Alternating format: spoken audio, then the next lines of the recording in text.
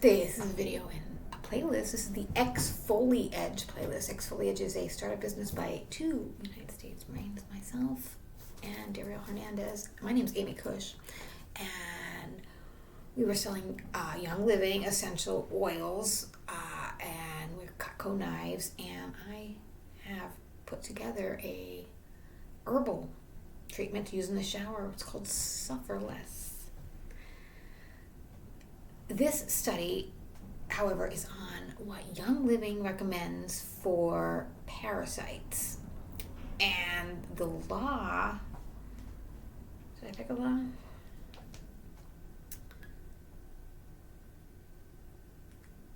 I was going to talk about the grand jury and some anointing oil, because the Bible definitely suggests oil for the sick.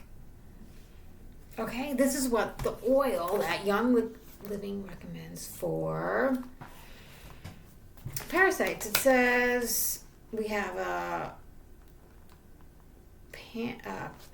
Panafree, specifically designed to help the body rid itself of parasites. Essential oils contained in this supplement are black cumin, anise, fennel, laurel, velveteer, nutmeg, melaleuca, clove, thyme, Idaho tansy.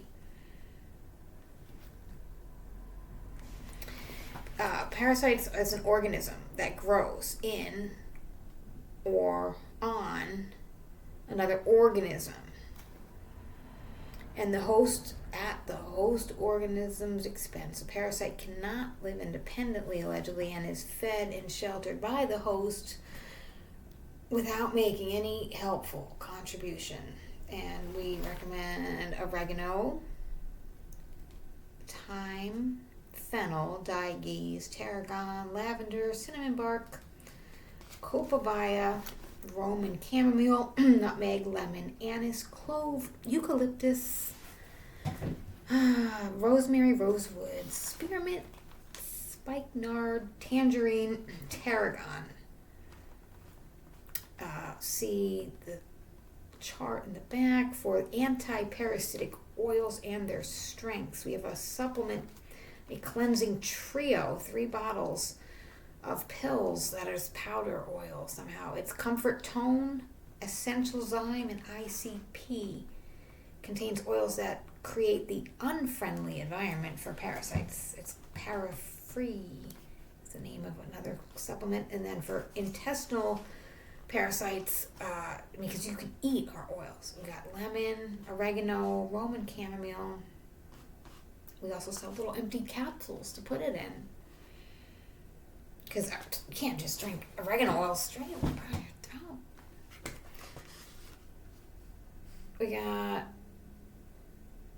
individuals have passed parasites within 12 hours of using diegees, according to this Young Living book. Okay, so I did pick some information about the grand jury.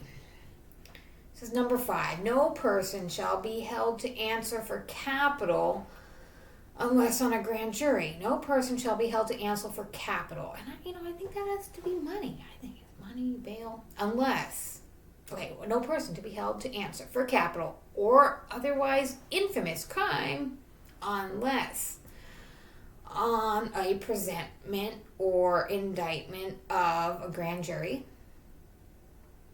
except in cases arising in land or naval forces or in the militia, or when in actual service in time of war or public danger.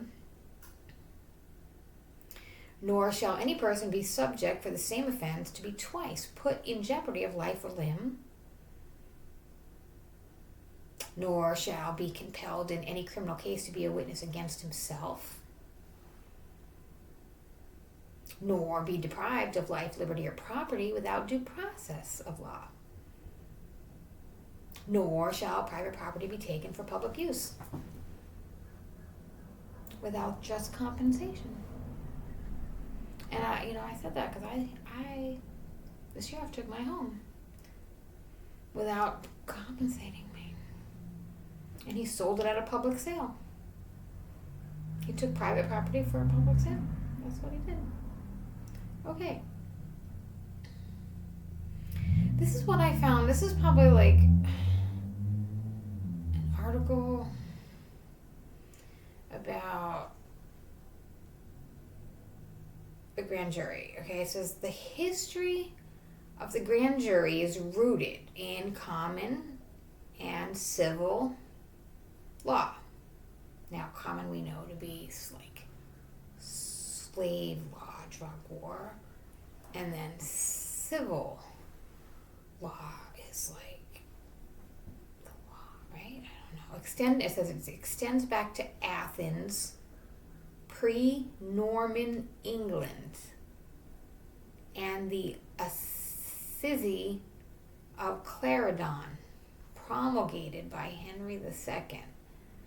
The rights seem to have been mentioned in the colonies in the Charter of Liberties and Privileges of 1683. The grand jury is an English institution, and it was brought by the early colonists and was incorporated into the Constitution by the founders. There is every reason to believe that our constitutional grand jury was intended to operate substantially like its English progenitor. But there's a chance it's supposed to operate lawfully. Okay. It says, the basic purpose of the English grand jury was to provide a fair method for instituting criminal proceedings against persons believed to have committed crimes. Grand jurors are selected from a body of people. Their work is not hampered by rigid procedural evidential rules. No rules, I don't know. If a grand jury indicted me, they lost. Because I beat the cops 3 times. And if there was 3 grand juries, how many is a grand jury? 16, 23 people? I beat a lot of people in town. Grand jurors are called to act on their knowledge. Yeah. Okay.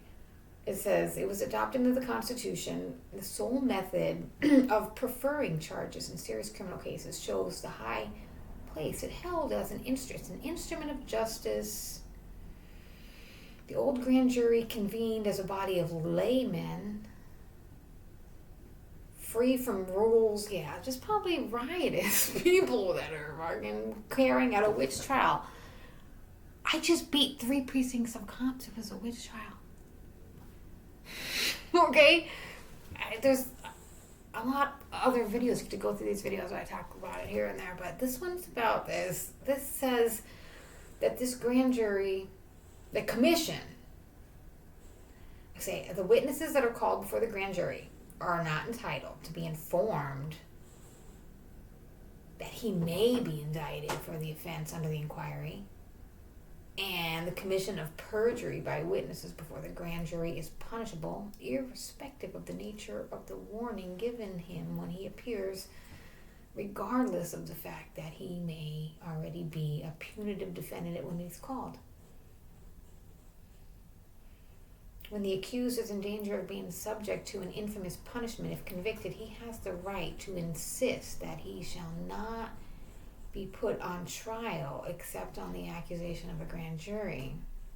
The protection of the indictment of the grand jury extends to all persons except those serving in the armed forces. All persons in the regular armed forces are subject to a court-martial rather than grand jury indictment or trial by jury. So, what do you think? the exceptions limiting words that state when in actual service of time of war or public danger applies to the militia, but not the armed forces, says O'Callaghan versus Parker, 1969. Even under the service connection rule, it was held that offenses against the laws of war, whether committed by citizens or alien enemy belligerents, could be tried by a military commission. Okay, and it said that it kind of indicates that, like, the very first Continental Congress was just like a big grand jury where they agreed who the bad guys were.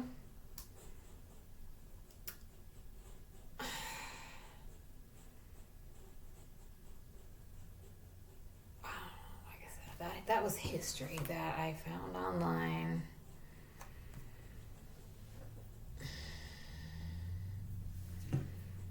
I mean, the Fifth Amendment imposes restrictions on government's prosecutions of persons accused of crimes. It prohibits self-incrimination. Anyway, back to the oil. This is what it says about anointing the sick. James 5:1-3. Afflicted? Let him pray. And call the elders with the oil. Mark 6:13, they cast out many devils and anointed with oil many that were sick and healed them. Luke 7:46, my head with oil thou didst not anoint, but the woman anointed my feet with oil, ointment. Luke 10:34, the woman went to him, bound up his wounds, pouring in oil.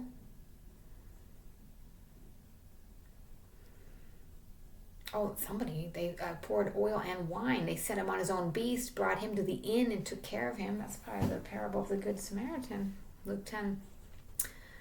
Esther 2:12 says, every maid had a turn to go to the king, King Ahasuerus, after she had been 12 months, according to the manner of women, for so were the days of the purifications accomplished, to wit, the prescription in the Bible is 6 months with oil of myrrh, 6 months with sweet odors, and with other things for the purifying of women. Oil to make his face shine, wine maketh his heart glad. Psalm 104:15.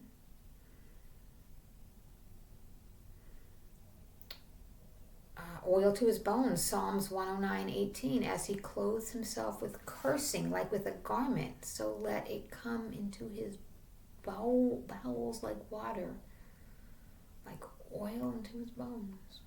Should probably read the whole thing for context. Oil of gladness, Hebrews 1:9. Thou hast loved righteousness and hated iniquity. Therefore, God, even thy God, has anointed thee with the oil of gladness above thy fellows. Leviticus 14, line 16, the priest dips his right finger in the oil that is in his left hand. He sprinkles the oil with his finger 7 times before the Lord. And then the rest of the oil that's in his hand, the priest shall put on the tip of the right ear of him that's to be cleansed, and upon the thumb of his right hand, and upon the great toe of his right foot, upon the blood of the trespass offering, and the remnant of the oil that's in the priest's hands he shall pour upon the head of him that's to be cleansed, and the priest shall make an atonement.